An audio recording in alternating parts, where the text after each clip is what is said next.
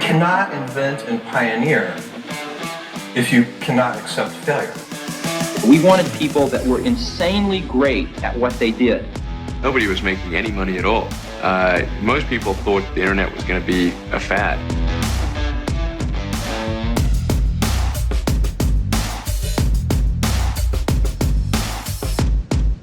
All right, today on the podcast, I have David Jenyns, and it is 100% for selfish purposes. I'm getting him on the podcast so he can solve every single one of my problems when it comes to building a system and scaling a company. So, David, thanks for coming on today.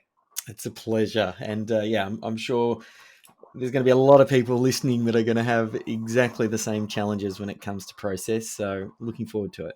Yeah. And David, where are you located today? Yes, I'm in Melbourne, Australia.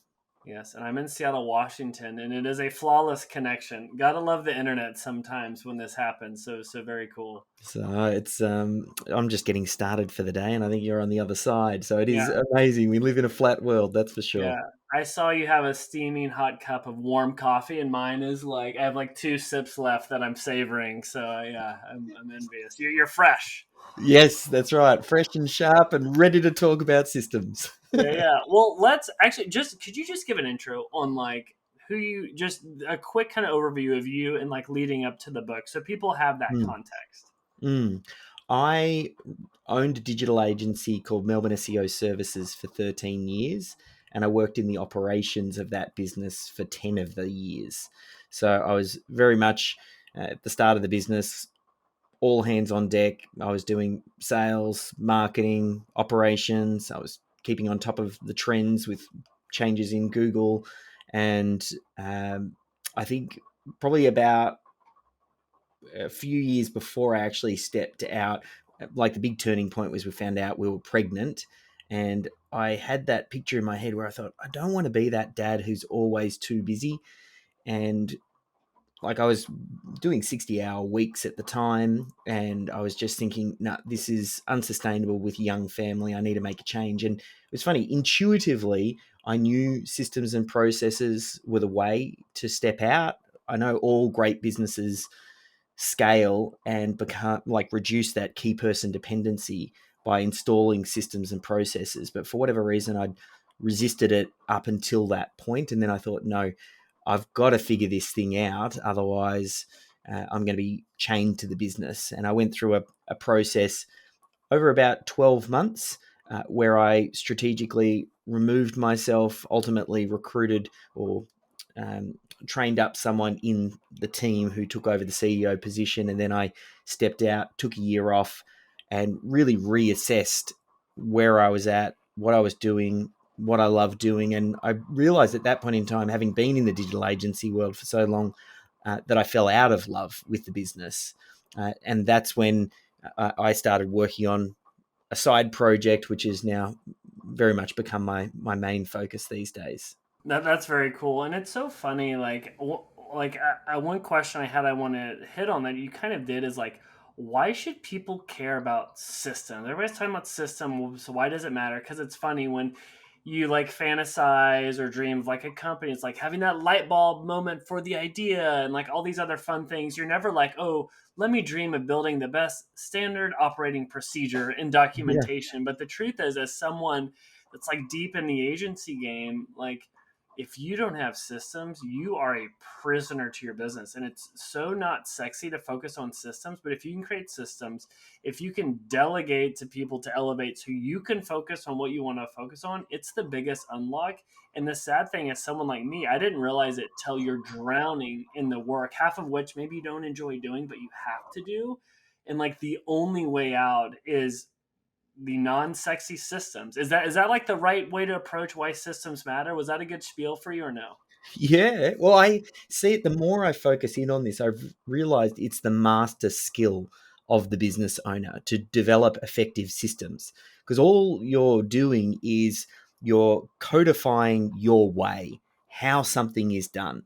So when you first get up and running, you're figuring it out. Once you've decided or fallen upon your way, you then want to capture that so that that task can then be delegated down to free you up to work on the highest value tasks.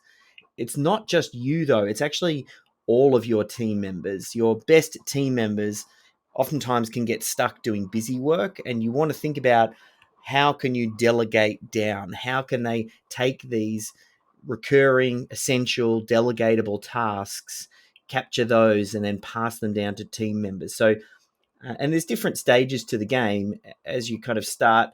Sometimes it's just it feels like you're a little bit of whack-a-mole in business, and you're just solving one problem, and then a week later or the next day you're solving the same problem again. So it kind of feels a little bit just, the problems just keep popping up. But over time, you put a good system in place that helps to solve that or reduce that or get that handled, and then it frees you up to work on higher value tasks. And that's part of how you scale and grow your business. You want to be working on the highest problem or that highest value problem as opposed to very basic ones. That's kind of where people start. Sometimes people think about exiting their business. That's another reason that someone might systemize. That's quite common. When you're selling a business, the potential acquirer will value your business significantly more if you don't have key person dependency and you've got systems and processes, which reduces the risk for them because then they feel like, well, the business can continue to function. So systems for me, though, I just see it as the building blocks of all great business. There's no way around it. At some point in time, you will need to address this. You hit on something that I think is really interesting is like being good at systems is like a master skill you can develop as a founder, as a CEO, as an executive, as a leader, because systems enable scale. I forget which book it was. It's around most companies go into the black hole of business, which is between 1 to 5 million in sales, and they can't get out of it, right? Not that it's a horrible place to be if you could run it efficiently, but it's so hard to break through and really scale and grow, and systems are the key unlock for that. Because someone like even our business, it's like we've been built systems and processes around a lot of things, but right now we haven't with sales. It's still me. And by me having to do all the sales, I can focus on those other high impact things. So what I'd love to do today is I do want to get into your process because people should really check out even just the free version of Systemology as far as what you can read, like the different levels of survival and like scalability and being saleable. I want to get into that, but first, where do people go wrong? Why is this so freaking hard to like build a systems driven business? What are those common like mistakes that people make, just so we can be aware of that before we go down this path? Mm. A lot of the work and the picture that the business owner has in their head about what systems and processes are comes from methodologies like Lean and Six Sigma, which are these process improvement methodologies. And whenever a founder sees systems and processes, they're usually seeing it after it's well developed. So they think of all of the documentation that they must have at McDonald's or inside Amazon or Google, these big corporates. So that's the picture they have in their head of what they think process is. But what they're looking at there is the result of tremendous amounts of work with, we're talking multinational companies, which is very different from their business where they're getting started.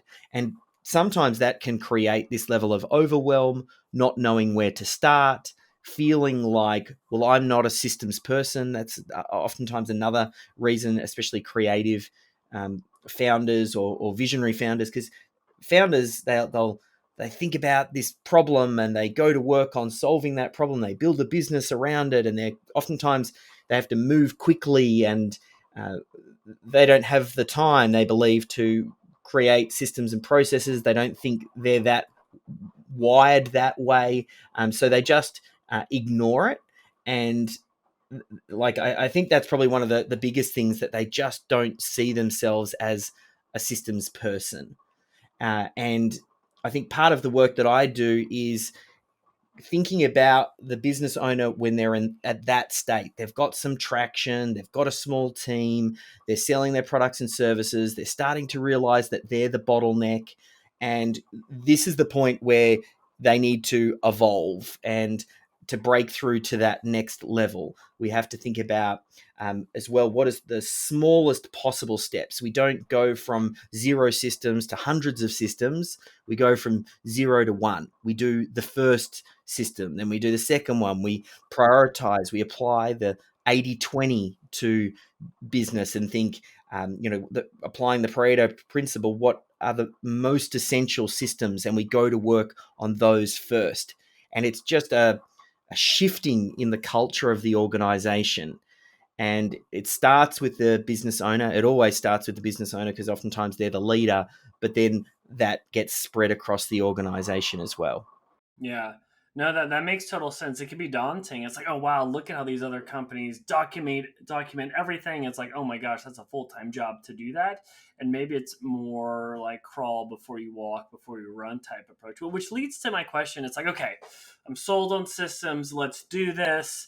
Talk me through, where should I start? It's like, okay, do the little things, build systems for that, or like, no, focus on the biggest thing. Like, where should a owner, operator, founder, or even just a leader, where should they begin if they want to go down this path? So the first step in Systemology is called define, and it answers the question, what are the first systems that you should document? Because you're right, after you reach the conclusion that you need to get systems and processes in place, and you might as well start now, then the next question is, well, where? And I've got an exercise I call the critical client flow, and it's just about mapping the linear journey that the prospect and client and business goes through to deliver a core product or service. So you have to think about, well, who is your ideal client and what is that primary product or service that you're going to start with? And then you literally, very high level, just a few words to explain each step. You would say, how are you currently attracting people into your business? When that inquiry comes in, how are you handling that inquiry? What does your sales process look like? How are you preparing your proposals? Once the person's ready to buy, do you take some money up front? Then how do you onboard them into your business? What things has to be done by the client? What has to be done by the business? Then how do you deliver the core product or service? Again, very high level. And then how do you get them to come back? And we first start off by just mapping that. And then we ask in that, where is the pain? What is the bit where the business owner is obviously the bottleneck, or they're subconsciously avoiding particular things because they know that that's going to equal pain? As in, if I got 10 more clients tomorrow, I know that we're not going to be able to deliver for them. So subconsciously, I'm not selling as hard as I could be. That helps you to narrow in. The critical client flow helps you to identify 10 to 15 systems. And then inside that, you can go to work on the pain point.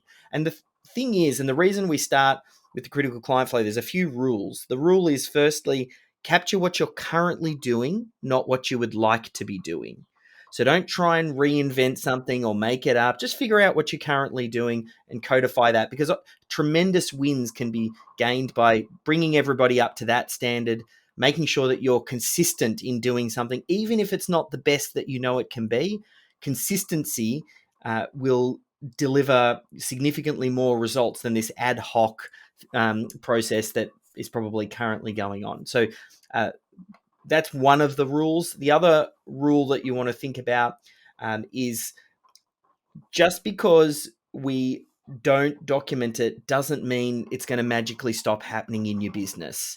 So we focus in on the critical client flow because we know if we can deliver that linear journey, the critical client flow, then the business can make money without key person dependency. And that's why we focus in on a single client and a single product. And we start there first, because if you can find a way for the business to generate money without depending on anyone, that unlocks something. Firstly, for the business owner, they go, oh, wow, like they see it and go, my business can make money without me. But then also, every other business problem that you have can be solved with cash flow. So if you've got money coming into the business and it's not dependent on you, well, if you've got an HR problem, or you're missing an operational problem, or maybe your management systems or finance systems aren't quite right, well, you can solve it now because you can get a consultant in or you can get a team member to work on that particular problem. So generally that's where we start. Awesome. So it's like, I love the idea of look at the flow for the end client or the customer to really document everything. And then from there, it's like, hey, what are the bottlenecks? I heard this phrase, like one other CEO was like, don't be the bottleneck. He's like, that's how you don't grow. And it's like following the pain. Where are you the bottleneck? And I also think it's a good point. Don't come up with what the process should be. Just document what it is right now. Do you have like any recommendations? I'd love to get granular on like, how should you document that? Because like with sales, someone was telling me it's like just use something like Read AI, use an AI tool to do the transcripts for your sales calls, and boom, it pumps out your SOPs. Any advice on or hacks on how people should do it? Because I think a lot of people get stuck right there. Like, oh man, I don't know how to do this. Do I have to like stay up all weekend and write this like amazing like Declaration of Independence of a SOP? Like, what should people do or use? So the next 2 steps in Systemology help to address that. So step number 2 is assign, which has a lot to do with thinking about where does the knowledge already exist, as in who knows how to do the task that you just identified in that exercise I mentioned before. And where you can, we try and remove the business owner, but we think, Jenny knows how to answer the phone and qualify that inbound inquiry. Great. I'm going to say that she knows how to do that task. Okay. Jim knows how to do the sales process. Okay. His name's going to go there. Okay. Joe knows how to onboard the client. And the next step is to figure out of those key systems we just identified, who knows how to do them. Then the next step, which is step number 3, which is extract. And that speaks really specifically to what you're talking about. Now, one of the rules of the critical client flow can be applied here as well, which is we capture what we are currently doing, not what we would like to be doing. And you make it a 2-person task. That's another little trick here, where you have the knowledgeable worker who knows how to do the thing, and you have another person, which we call the systems champion, who's the person who will work alongside that person and record them doing the task. So just like you said, it starts off with recording the thing happening live in the moment, whether it's handling that incoming lead, whether it's onboarding them into your project management platform, or if it's your sales calls, you just start there because that's kind of like the raw asset. Then with a lot of the advancements with AI, and we can kind of dig into a little bit more, that there's a lot of tools now that we can use to crunch this data. So you can now get those videos transcribed and take that transcription and feed it into ChatGPT or Claude and ask it to extract the key steps from that process. And that just becomes version 1. The computers still don't nail it, and it's not perfect just yet, but it can speed up the process significantly. And what we do is we call it the most probable path.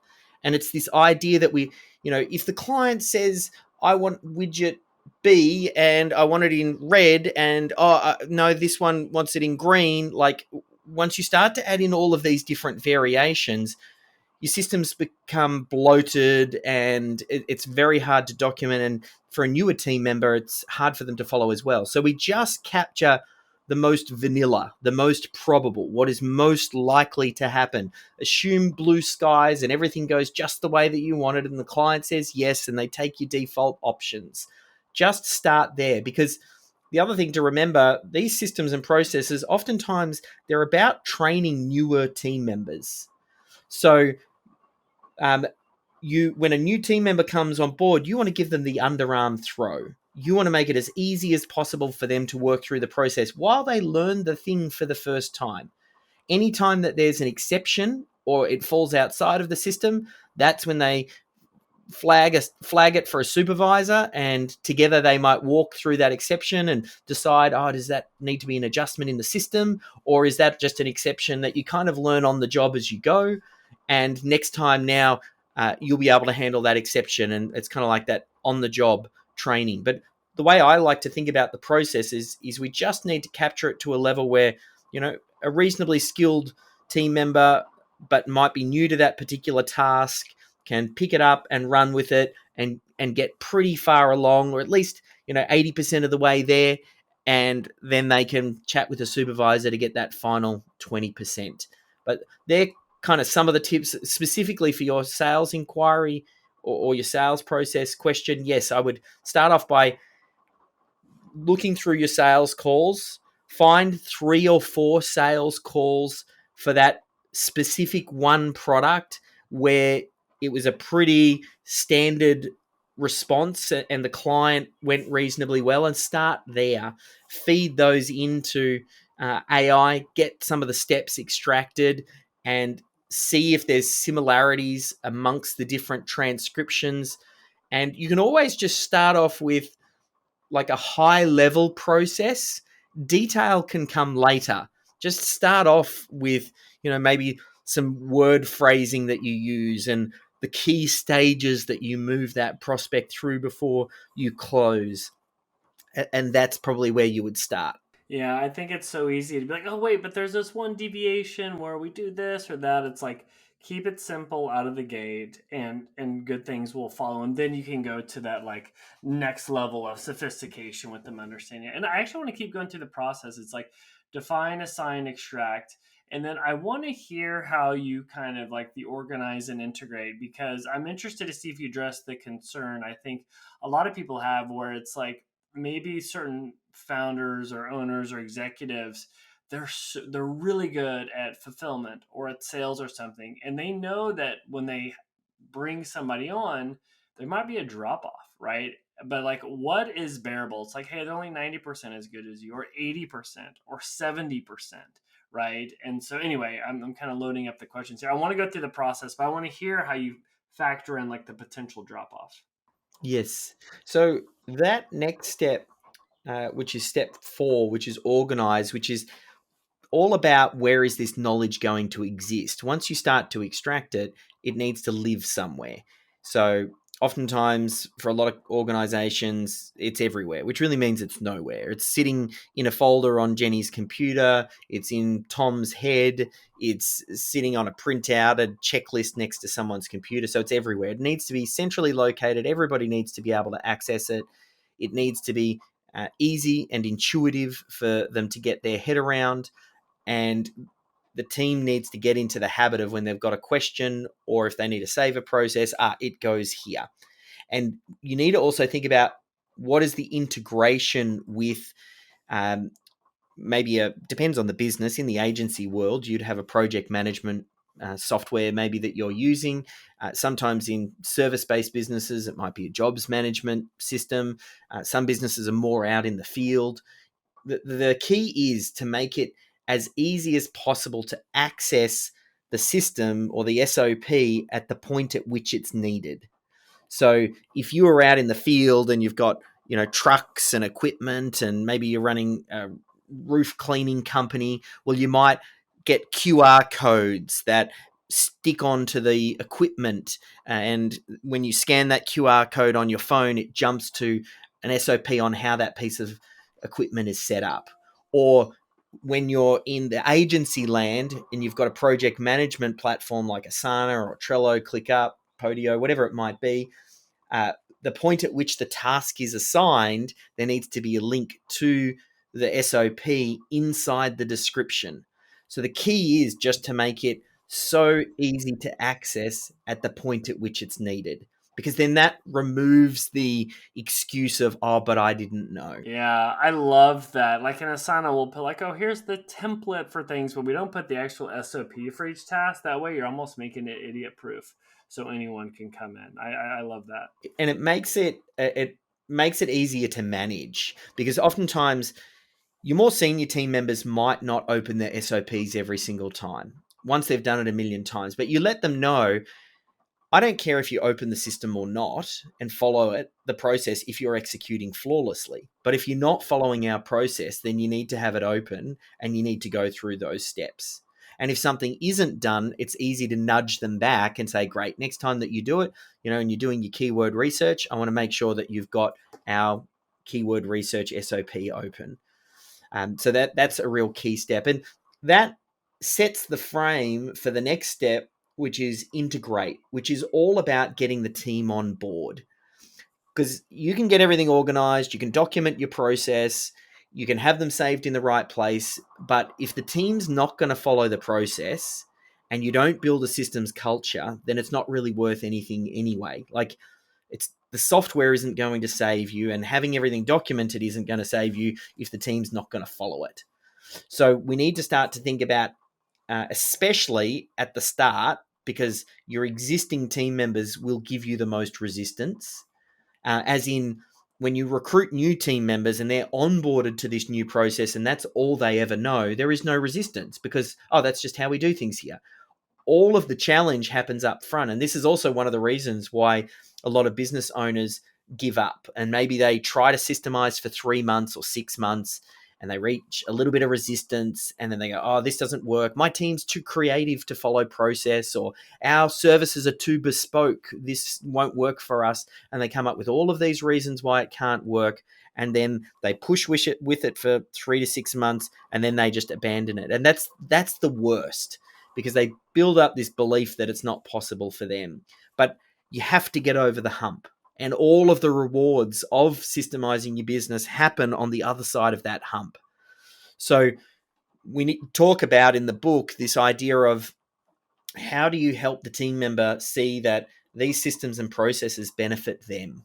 This is not about the business owner selling the business or going on a big long holiday and having large amounts of money deposited into their bank account with little or no work. That's oftentimes the frame that a business owner will bring when they're introducing, and the team member thinks, oh, they're introducing systems and they want to know what I'm doing so that they can offshore my work and take it overseas and I'm going to lose my job. Like, I kind of like having a black box where no one really knows what I'm doing, because that gives me job security. So there's a lot to navigate, but if you can help them to understand that, if you want to move up in our organization, the way that you do that is by capturing what you're doing, systemizing it, delegating it down so less skilled team members can take over that task and you're freed up to now work on higher value tasks. That doesn't make you less valuable to the business. That makes you more valuable to the business. Now, that works for some people if they want to work their way up in the organization. Some people aren't looking to work up in the organization, and you might need to find another why for them. You might say, when you go on holiday and after taking a week off, I call you every second day because I want to find out where this client's up to, or I need to chase up that report, or I can't find where you saved that thing. And then when you come back to work, you spend the next month catching up on all of the work that was waiting while you were off for 1 week because no one else could do it and nothing else moved forward. Well, I want to put systems and processes in place so that another team member can step in, so you can have a holiday without me following you up and you can disconnect properly. And when you come back, you can hit the ground running because another team member was able to move things forward. So again, a lot of this stage has to do with getting the buy-in from the team members, helping them understand what the benefit is for them. It doesn't quite hit on the point that you had talked about, which was how do you handle the drop-off? The way that I think about the drop-off, I've got this thing in my head where I always come back to, if the business is dependent on me, the business is actually broken. Because if I break, the business breaks. And it's the same with any team member. So I keep that in the back of my mind, and then I build it with the thought that it needs to be executed by another team member. And the biggest win I got when I think of the digital agency, we used to do like SEO and Google Ads and help manage websites and things like that. And I was very much the guy and knew the ins and outs, and I was on the trends for that. But we had quite a lot of inquiry for creating of content, and I built a sister company called Melbourne Video Production, where I wasn't the guy. I'm not a camera guy. I don't know the equipment. I don't know how to shoot. I don't know how to do the editing. And the big moment happened for me was building that business from day one where I couldn't be the guy. And it's almost like a blessing and a curse when the founder starts something and then they can do it, because it's so easy to slip back into, I'll just do it. Whereas in the video business, I learned, well, I can't just do it because I don't know the tools. And, I could probably get a junior video editor out of university and he's going to do a better job than I. So it meant that I had to focus on building that business or that section of the business without me. And that's really a big part of what rewired my brain. And part of why in Systemology, the first step is to build the critical client flow and systemize that, because that helps the business owner to see it's possible. And then that sets off a chain reaction in their head. Gotcha. Wait, so sorry. Oh, yeah, the client flow to see like how it all goes. You said something that I think is really interesting. Was this idea? Well, you said a lot of things, but I'm gonna backtrack. This idea, I think you said systems champion, and it's almost. I'm picturing it as this internal person that's owning, if we're doing EOS rocks, or owning the main objective of, hey, you're in charge of systems. I'd even kind of there's this role that's kind of emerging around like the chief automation officer. Maybe it's like a chief systems officer, because someone that could know the system of what needs to be done might not be great at documenting it, and that could look like a huge hurdle. I'm talking about myself right now, but if you can have someone that can come in to do that, man, it takes a lot of weight and stress off of that, because it looks like this huge daunting task. I mean, should that be like a role that's like on a high growth team that's trying to scale? It's like the systems champion. Are you looking at it as like that's their dedicated job, or maybe they do some other things, but they're married to this objective for the foreseeable future? Or Mm. like, should someone have a chief automation or chief systems officer? It's quite possibly, and I mean, you've got an astute ear there, because it's quite possibly the biggest leverage point that I've spotted in all of the fastest scaling companies that we've worked with that are embracing a systems culture. They all identify a systems champion, and it doesn't even necessarily need to be like, it's not someone on the leadership team. In many examples, it's the junior team member who is wanting to grow in that particular business. So let's say it's an accounting firm, it's a junior CPA. Let's say it's a hairdresser, it's the junior hairdresser. Or if it's a physiotherapist, it's the junior physiotherapist. And their job, it's almost like they're curious enough to want to know how things work. And yes, you assign that as a role to them. I think it's a role that we're really looking to raise awareness for, because it has such a leverage point in the business to have someone who takes it on, because all of your best team members, including the business owner, are busy. Oftentimes, they're also not necessarily systems people, or they don't like the documentation piece, and it's not a good use of their time. I often say that the business owner is the worst person who should be doing the documentation. So finding that team member who is organized, naturally they create process and can't help themselves, and they enjoy it, and they're hungry and curious. Getting that person and making it either their full-time thing, or it might be full-time for a sprint. So maybe you do it for 3 months to get it up and running, and then maybe they shift gears into more of a part-time role. But you need to get the infrastructure set up, and you need to create your system for creating systems. And that team member makes it easy for your best team members, where all they do is they record the video of them doing the thing, they handball it over to the systems champion. The systems champion then does the extraction and documentation, saves it into the right place, emails it back to the expert and says, hey, this is draft number 1. Can you give me some feedback? Um, yeah, I think that idea in itself is the game changer when it comes to developing process.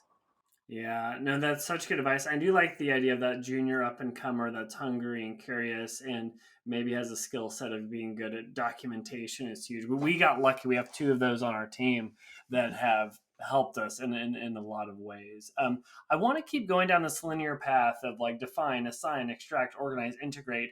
I think we have scale and optimize. I like how you hit on building a culture of system. I think those were some good key points. Yeah, but talk about scaling and optimizing. Yes. So the idea of scale now is we want to achieve what we call minimum viable systems.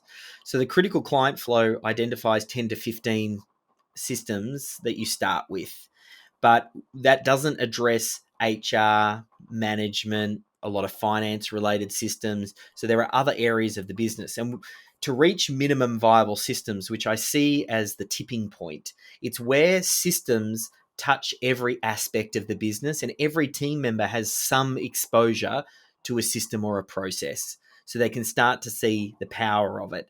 And again, we've applied the 80-20 rule to each of the different departments. What are the 20% of the systems in this department that would make or break this department?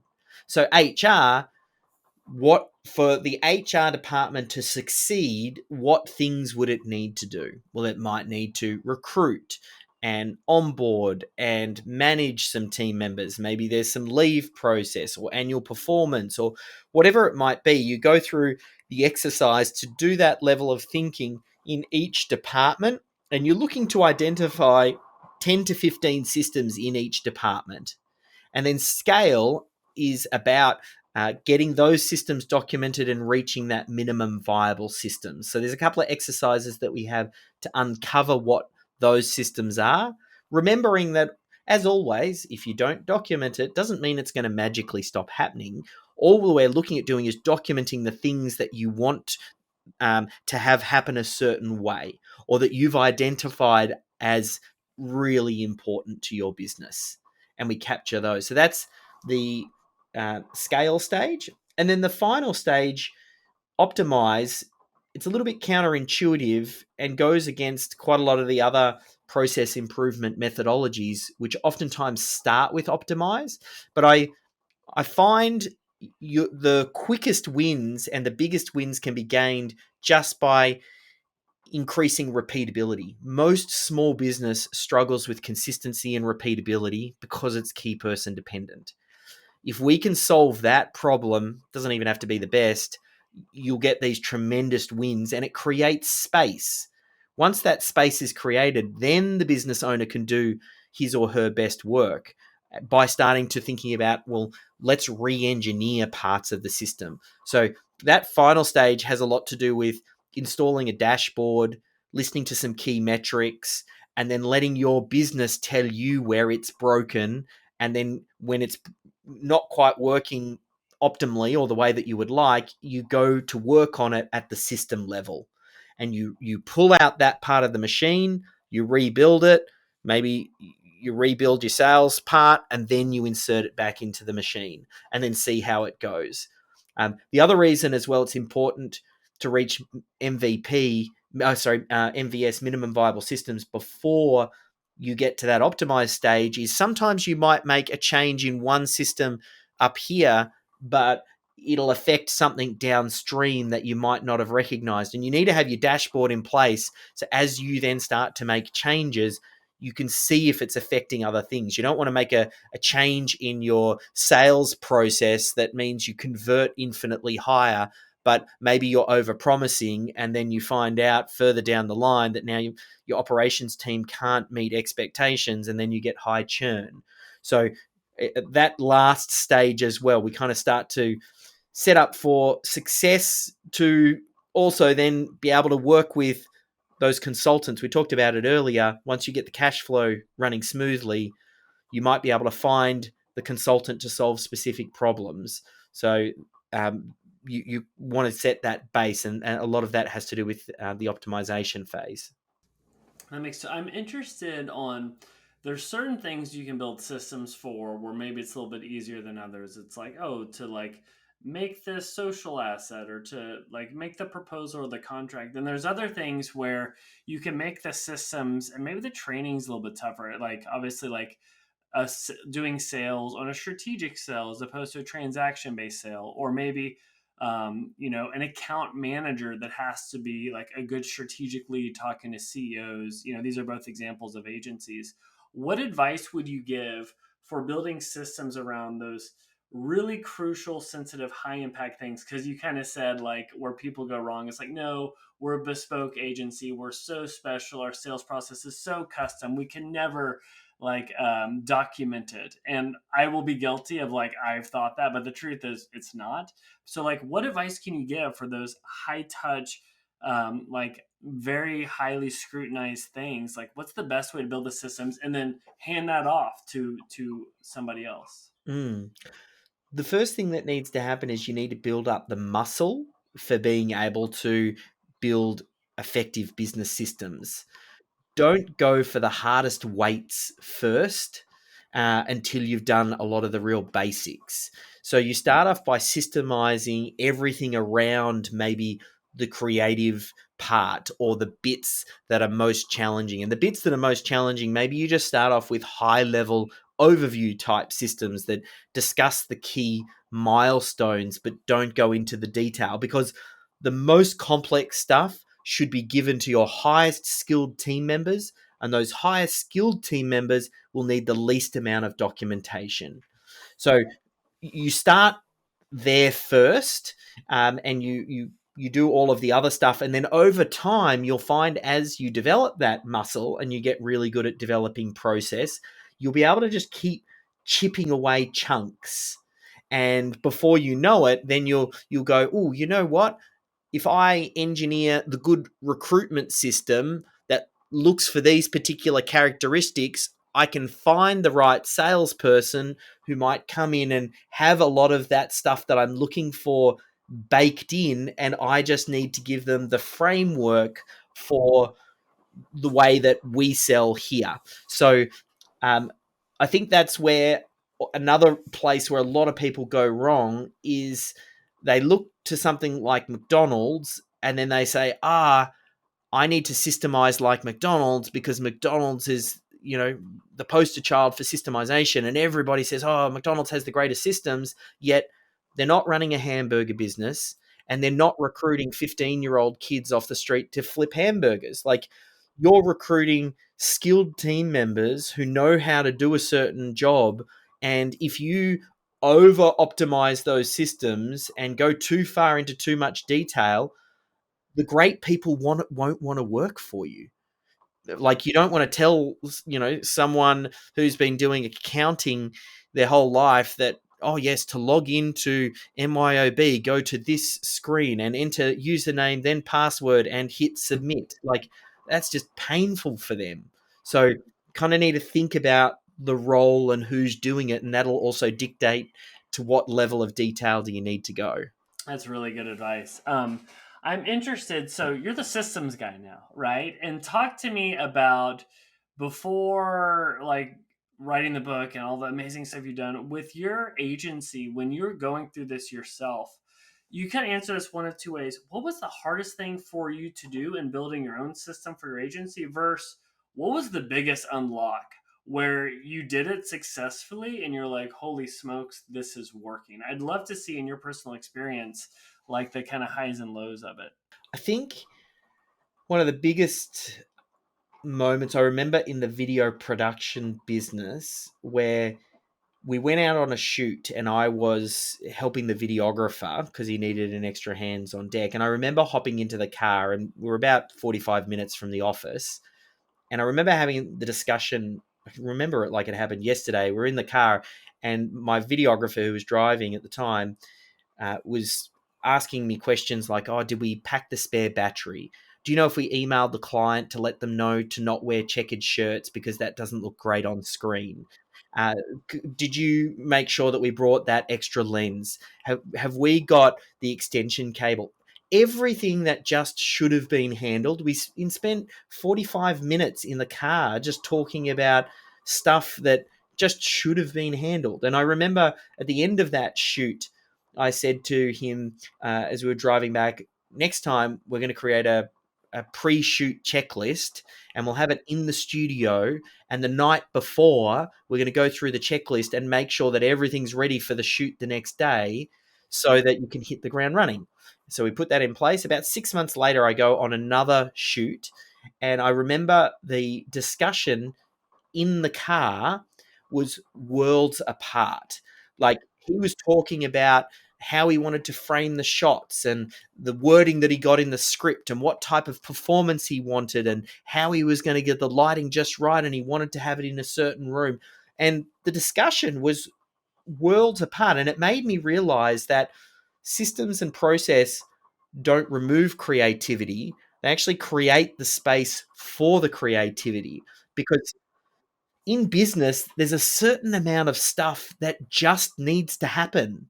Like, that from an administrative point of view, and you want to get all of that handled so that you then have the space to then bring in that extra thinking. So that was one of those moments where I just went, and I was like, oh, I can see this. I didn't just read it, I felt it. That was definitely a biggie. It's so true, because when you think of systems, like, oh, I need to be creative, I can't focus on systems. But the truth is, if you have systems, you create space to where you can actually think and do innovative, interesting new things. But that's a really cool, colorful example. Um, the one question I like to end with, I like to ask everybody, is what is the nicest thing anyone's done for you in your professional career? It could be an actual nice thing, or it could be a moment of when someone gave you some tough love. Maybe you didn't want to hear something, but it really helped. But I'd love to see what comes to mind when you hear that. The first one that comes to mind is from the book. I'm quite lucky that I get to speak to thousands of business owners around the world, and I don't always recognize the impact that the book has. And just recently, I emailed my database and said, oh, I'm working on my next book, and I would love to put some case studies and stories in there. If you'd love to tell your story, reach out. And we had about 180 people email back, and then I had an assistant go through and communicate with them and ask them some extra particulars as we're scheduling them in. And there were just so many stories of the impact that it has. And some of those business owners, like, they'll do really nice things where out of the blue, like, you don't always see the impact that you have.